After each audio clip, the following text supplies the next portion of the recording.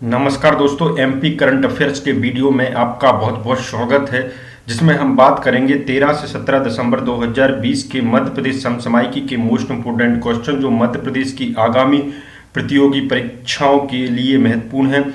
दोस्तों, हमारे द्वारा इस वीडियो के माध्यम से पिछले 5 दिनों के एमपी करंट अफेयर्स के क्वेश्चन शामिल किए गए हैं जो मध्य प्रदेश की आगामी प्रतियोगी परीक्षाओं के लिए महत्वपूर्ण है। आइए शुरू करते हैं इस वीडियो का फर्स्ट क्वेश्चन। आत्मनिर्भर मध्य प्रदेश रोड मैप 2023 के तहत आगामी 3 वर्षों में किसानों के खेतों में लगभग कितने सोलर पंप स्थापित करने का लक्ष्य निर्धारित किया गया है। ये आत्मनिर्भर मध्य प्रदेश रोड मैप बहुत चल रहा है। मध्य प्रदेश शासन द्वारा 15,000 सोलर पंप स्थापित करने का लक्ष्य रखा गया है। इससे संबंधित आत्मनिर्भर मध्य प्रदेश के पोर्टल का शुभारंभ 9 दिसंबर 2020 को मुख्यमंत्री शिवराज सिंह चौहान द्वारा किया गया है। इस आत्मनिर्भर मध्य प्रदेश पोर्टल पर आत्मनिर्भर मध्य प्रदेश का सभी विभागों का रोड मैप तथा सभी विभागों की विभागवार एवं जिलावार जानकारी अपलोड की गई है। इसके तहत समस्त आवश्यक जानकारियां एवं सूचनाओं को भी प्रदर्शित किया गया है। मध्य प्रदेश में राष्ट्रीय पल्स पोलियो अभियान का आयोजन कब से कब तक किया जाएगा। ये एमपी में 17 से 19 जनवरी 2021 तक राष्ट्रीय पल्स पोलियो अभियान का आयोजन किया जाएगा। इसमें संबंधित अधिकारी इस अभियान में जन्म से लेकर 5 वर्ष तक के बच्चों को टीकाकरण केंद्रों पर पोलियो की दवा पिलाकर अभियान को सफल इसमें बनाया जाएगा। मध्य प्रदेश आयुष्मान भारत निरामया योजना में पात्र हितग्राहियों के आयुष्मान कार्ड बनाने में कौन सा जिला अस्पताल मध्य प्रदेश में अव्वल है। मध्य प्रदेश में प्रथम स्थान पर रतलाम जिला अस्पताल है। मध्य प्रदेश स्तर पर हुई समीक्षा के दौरान तैयार सूची में रतलाम अस्पताल को पहला स्थान मिला है। आयुष्मान भारत निरामय योजना में पात्र हितग्राहियों के आयुष्मान कार्ड बनाने में रतलाम जिला अस्पताल के बाद सतना, देवास, सीहोर और होशंगाबाद का स्थान आता है। इसकी डिटेल देखते हैं। वर्ष 2011 की जनगणना के अनुसार रतलाम जिले के ये 14,55,069 आबादी में से ये 10,47,650 आयुष्मान कार्ड बनाने का लक्ष्य है। आयुष्मान भारत निरामय योजना का कार्ड बनाकर 24 तरह की जटिल बीमारियों जिसमें गुर्दा प्रत्यारोपण, डायलिसिस एवं एंजियोप्लास्टी सहित 1,582 बीमारियों का निःशुल्क उपचार इसमें शामिल किया गया है। ये 28 जुलाई 2020 को ये पहली वर्चुअल कैबिनेट बैठक हुई थी मध्य प्रदेश शासन की। उसमें निर्णय लिया गया था कि कोविड संक्रमित व्यक्तियों के इलाज की व्यवस्था का अनुसमर्थन इस योजना के तहत किया था। इसमें जन आरोग्य योजना के तहत भारत सरकार द्वारा निर्धारित पात्रता रखने वाले व्यक्तियों द्वारा मान्यता प्राप्त चिकित्सालयों में कोविड का इलाज कराने पर निर्धारित पैकेज के मान से आयुष्मान भारत निरामय मध्य प्रदेश द्वारा 40% स्टेट इसका जो है खर्च वहन करेगी। राज्य भार जो भी है राज्य वहन करेगा, ऐसा निर्णय लिया गया था। और दोस्तों, हमने कुछ दिनों पहले इस क्वेश्चन से संबंधित एक क्वेश्चन पूछा था कि भारत निरामय योजना मध्य प्रदेश में किस नाम से संचालित होगी। यदि आपको ध्यान है तो इसका कमेंट जरूर करें। मध्य प्रदेश के 22 बहुत मोस्ट इंपोर्टेंट क्वेश्चन है। मध्य प्रदेश के 22 जनजाति बहुल जिलों में से केवल कितने जिलों में बान्या रेडियो संचालित हो रहे हैं। बान्या रेडियो संचालित यानी जनजाति से संबंधित रेडियो ये 8 जिलों में संचालित हो रहे हैं। इसमें 22 जनजाति जो बाहुल क्षेत्र है उसमें से केवल 8 जिलों में बान्या रेडियो संचालित हो रहे हैं। शेष 14 जिलों में बान्या सामुदायिक रेडियो केंद्र की स्थापना किया जाना प्रस्तावित है। वर्तमान में भीली, भिलाली, कोरकू, सहरिया और गोंडी भाषाओं में रेडियो स्टेशन का संचालन हो रहा है। आदिम जाति कल्याण मंत्री हमारी सुश्री मीना सिंह। ये जो 8 जिलों में हो रहा है वो हम डिटेल देखते हैं, बहुत इंपॉर्टेंट है। ये देखिए कि भावरा जिला अलीराजपुर में भीली सामुदायिक रेडियो केंद्र स्थापित है। ये बान्या के नाम से स्थापित हो रहे हैं। यदि सामूहिक रूप से बात करें तो ये बान्या सामुदायिक रेडियो है। ये भीली बान्या सामुदायिक रेडियो केंद्र माना जाएगा भावरा जिला अलीराजपुर में। ऐसे ही खालवा जिला खंडवा में कोरकू सामुदायिक रेडियो केंद्र यानी कोरकू जनजाति, नालछा जलाधार में भीली मेघनगर जिला झाबुआ में भीली, शेषईपुरा जिला श्योपुर में सहरिया, ये ध्यान ध्यान दीजिए, चिचोली जिला बैतूल गोंडी, तामिया जिला छिंदवाड़ा भारिया, ये भारिया के लिए प्रसिद्ध है तामिया, चाड़ा जिला डंडोरी, बैगानी यानी बैगा बैगा हो जाएगा ये हैं, तो ये ध्यान रखें। इसमें से जो दो इंपोर्टेंट हैं उसकी हम चर्चा कर लेते हैं। 23 जुलाई 2011 को भाभरा जिला अलीराजपुर में विश्व के प्रथम भीली सामुदायिक रेडियो केंद्र का लोकार्पण किया है। अमर शहीद चंद्रशेखर आजाद को 23 जुलाई 2011 को 105वीं जयंती मनाई गई थी। शहरिया जनजाति की आवाज को जन जन तक पहुंचाने के लिए दुनिया के पहले शहरिया समुदाय रेडियो केंद्र मध्य प्रदेश के श्योपुर जिले के शेषईपुर में स्थापित किया गया है। ये सारे के सारे आपके इंपोर्टेंट हो जाते हैं। अभी हाल ही में मुख्यमंत्री शिवराज सिंह चौहान ने किस जिले के ग्राम सिंगौरलिया में 35.30 करोड़ की लागत से निर्मित होने वाले हवाई पट्टी का वर्चुअल शिलान्यास किया है? ये किया गया है सिंगरौली में किया गया है। इसका डी ऑप्शन सही हो जाएगा। ये 13 दिसंबर 2020 को किया गया है, जिसकी लागत 35.30 करोड़ है। इसमें मध्य प्रदेश शासन ने 80 हेक्टेयर भूमि सिंगरौली हवाई पट्टी के लिए आवंटित कर दी गई है। ये सिंगरौली को वर्ष 2008 में जिला घोषित किया गया था। सिंगरौली में ही गौण सिंचाई परियोजना, जिसकी लागत 885 करोड़ रुपए है, इसकी 33,000 हेक्टेयर क्षेत्र में सिंचाई हो सकेगी, जिससे सिंगरौली जिले में किसानों के खेतों तक पानी पहुंचेगा और बेहतर सिंचाई हो सकेगी। सबसे सस्ती बिजली सिंगरौली शासन प्लांट से ₹1.19 की दर से मिलना शुरू हुई है। ये अगर मुख्यमंत्री की बात करें तो इनके अनुसार सिंगरौली को आदर्श स्मार्ट सिटी बनाया जाएगा। मध्य प्रदेश शासन द्वारा प्रदेश में सिंचाई रकबा कितने लाख हेक्टेयर करने का लक्ष्य निर्धारित किया गया है?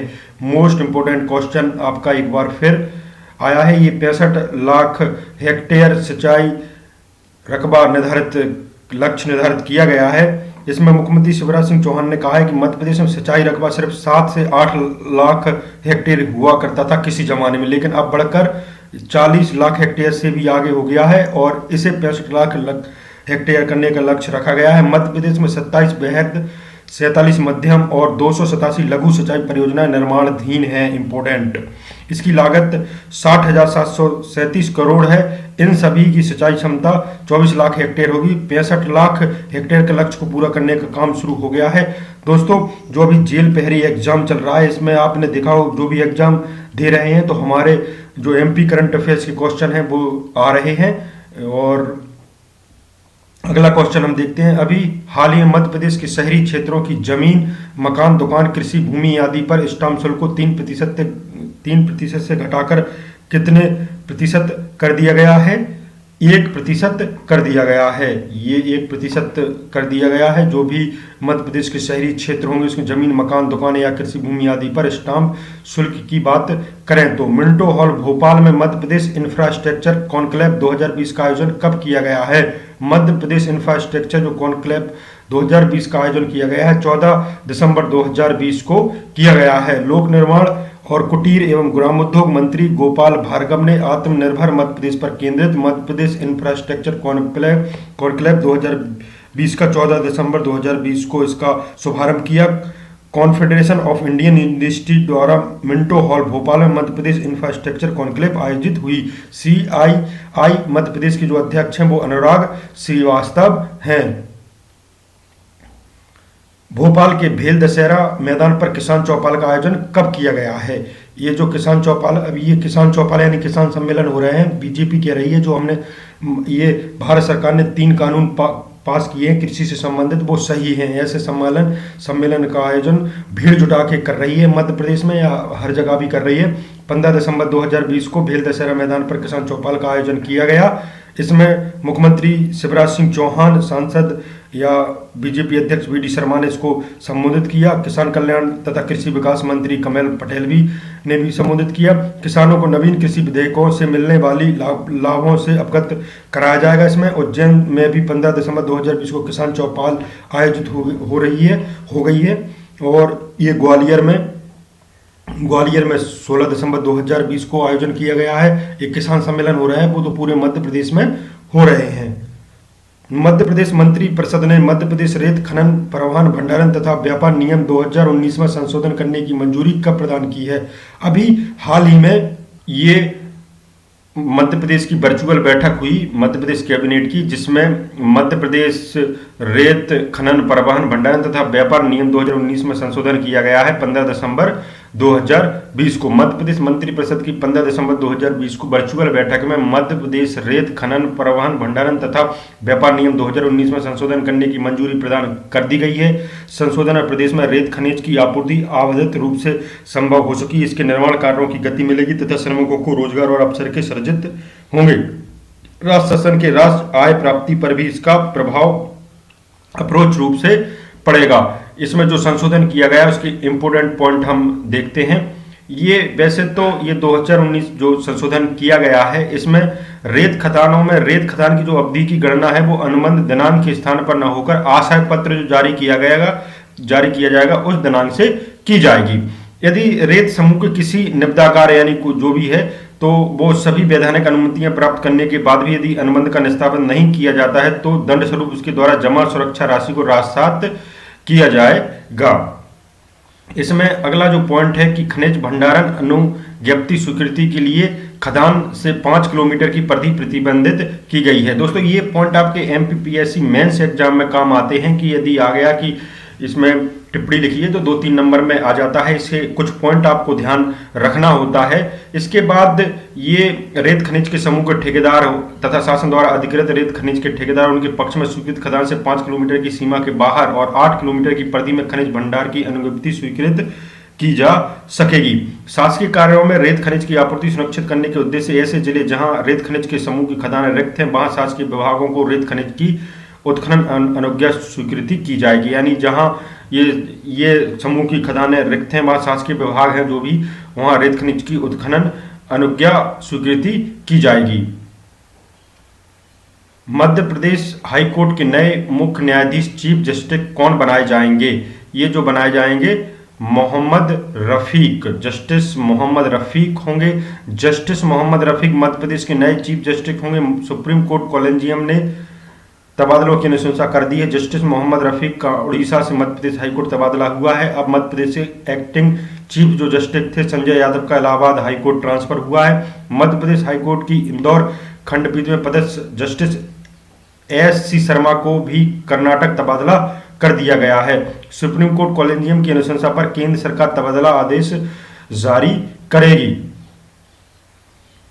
ये मध्य प्रदेश के हाईकोर्ट के जो पूर्व न्यायाधीश हैं, लास्ट 5 यानी पिछले 5 न्यायाधीश की बात करें, 20वें क्रम के जो मुख्य न्यायाधीश बनाए गए थे वो न्यायमूर्ति एस राफत आलम बनाए गए थे 20 दिसंबर 2009 से 4 अगस्त 2011 तक। वहीं 21वें क्रम के मुख्य न्यायाधीश न्यायमूर्ति S.A. बोबड़े बनाए गए थे जो अभी हमारे सुप्रीम कोर्ट के न्यायाधीश हैं, मुख्य न्यायाधीश हैं। 16 अक्टूबर 2012 से 11 अप्रैल 2013 तक। ये कुछ जो बीच में गैप हो जाता है कभी कभार, इसमें एक्टिंग या किसी को प्रभार दिया जाता है। 22वें क्रम के मुख्य न्यायाधीश न्यायमूर्ति A.M. खान विलकर जो 24 नवंबर 2013 से ये 5 दिसंबर 2016 तक बनाए गए। 23वें क्रम के मुख्य न्यायाधीश की बात करें जस्टिस हेमंत गुप्ता 18 मार्च 2017 से 1 नवंबर 2018 तक बनाए गए। 24 क्रम के मुख्य न्यायाधीश की बात करें जस्टिस S.K. सेठ 9 नवंबर 2018 से 9 जून 2019 तक। वहीं 25वें क्रम के मुख्य न्यायाधीश की बात करें अजय कुमार मित्तल 3 नवंबर 2019 से 29 सितंबर 2020 तक बनाए गए थे। उसके बाद संजय यादव एक्टिंग चीफ का ये चीफ जस्टिस की भूमिका निभा रहे थे। 17 दिसंबर 2020 को मध्य प्रदेश की टावर पॉलिसी बुकलेट लॉन्च कौन करेंगे? ये जो लॉन्च करने वाले हैं मंत्री ओम प्रकाश सखलेचा। मध्य प्रदेश के नागरिकों को सुदृढ़, सुरक्षित एवं गुणवत्तापूर्ण निर्बाध दूरसंचार सुविधाएं उपलब्ध कराने के लिए दूरसंचार अवसंरचना स्थापना की अवस्था को ध्यान में रखते हुए विज्ञान एवं प्रौद्योगिकी मंत्री ओम प्रकाश सखलेचा 17 दिसंबर 2020 को वर्चुअल कार्यक्रम में मध्य प्रदेश की टावर पॉलिसी बुकलेट लॉन्च करेंगे। सहकारिता एवं लोक सेवा प्रबंधन मंत्री डॉक्टर अरविंद सिंह भदौरिया हैं। चिकित्सा शिक्षा एवं ये विश्वास कैलाश सारंग हैं। मध्य प्रदेश में नशा विरोधी विशेष अभियान कब से कब तक चलाया जा रहा है? ये मध्य प्रदेश में नशा विरोधी अभियान जो चलाया जा रहा है वो 15 से 22 दिसंबर 2020 तक चलाया जा रहा है। देश में नारकोटिक्स कंट्रोल ब्यूरो भारत सरकार द्वारा आगामी 15 दिसंबर से 22 दिसंबर तक नशा विरोधी विशेष अभियान चलाया जाना प्रस्तावित है। भारत सरकार के नारकोटिक्स कंट्रोल ब्यूरो द्वारा मध्य प्रदेश के 15 जिलों की सूची भिजवाई गई है जहां नशीली वस्तुओं का कारोबार अधिक पाया गया है। ये जो जिले हैं इंदौर, उज्जैन, मंदसौर, नीमच, भोपाल, जबलपुर, छिंदवाड़ा, नरसिंहपुर, होशंगाबाद, रतलाम, ग्वालियर, सतना, सागर, दतिया तथा रीवा। इसके अलावा विदिशा, पिपरिया, आगर मालवा क्षेत्र में भी संवेदनशील है। इन सभी क्षेत्रों में अधिक मामले सामने आए हैं। एक दिवसीय ऑनलाइन आर्टिफिशियल इंटेलिजेंस कार्यशाला कब से कब तक किया जाएगा? कार्यशाला का आयोजन कब से कब तक किया जाएगा? ये मध्य प्रदेश में 18 से 19 दिसंबर, ये 2 दिवसीय है दोस्तों, 2 दिवसीय है ये आर्टिफिशियल इंटेलिजेंस। माइक्रोसॉफ्ट और तथा इंजीनियर एवं पॉलिटेक्निक छात्रों के लिए ये दो दिवसीय है। इसमें 2 दिवसीय ऑनलाइन आर्टिफिशियल इंटेलिजेंस कार्यशाला 18 एवं 19 दिसंबर 2020 को आयोजित की जाएगी। इसमें मध्य प्रदेश के इंजीनियर और पॉलिटेक्निक छात्रों के आर्टिफिशियल इंटेलिजेंस, मशीन लर्निंग और डाटा साइंस जैसे आधुनिक कोर्स को समझने और इसकी बारीकियों को सीखने का मौका तकनीकी शिक्षा विभाग द्वारा किया जाएगा। ये 2 दिवसीय है, ध्यान दीजिए 2 दिवसीय है। इसमें ये पॉइंट इसमें नहीं आए हैं। ये बनाना fact Madhya Pradesh MP current affair से संबंधित ही मध्य प्रदेश भू संपदा विनियामक प्राधिकरण रेरा की पहली नेशनल लोक अदालत का आयोजन कब हुआ है? 15 दिसंबर 2020 को हुआ है। ये आपको पता हो कि नेशनल लोक अदालत का आयोजन हुआ था जिसमें मध्य प्रदेश भू संपदा विनियामक प्राधिकरण की भी हुई, जो कि पहली नेशनल लोक अदालत थी। मध्य प्रदेश में 10वीं और 12वीं विद्यार्थियों के लिए स्कूल कब से नियमित रूप से पूरे निर्धारित समय तक के लिए संचालित होंगे? 18 दिसंबर 2020 से। सूक्ष्म लघु और मध्यम उद्यम विभाग के अंतर्गत मध्य प्रदेश में 1132 पंजीकृत स्टार्टअप हैं और 39 इनक्यूबेशन सेंटर हैं। मध्य प्रदेश के धार, शहडोल और बालाघाट में नए फूड क्राफ्ट इंस्टीट्यूट स्थापित होंगे। वर्तमान में खजुराहो, रीवा, जबलपुर में फूड क्राफ्ट इंस्टीट्यूट स्थापित हैं। हम बात करेंगे टॉपिक की।